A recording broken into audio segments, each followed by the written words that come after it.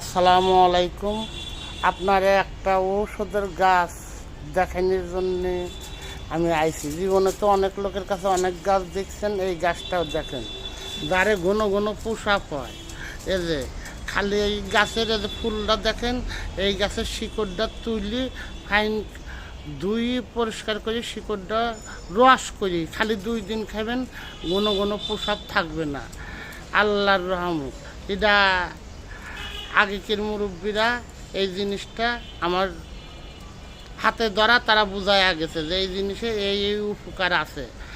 আর বিশেষ করে যারে ওই মানে স্ত্রীর কাছে সমস্যা, ওইটিও পূরণ হয়, কিন্তু ওই রসটা আবার মধু দিয়ে খাওয়া লাগবে।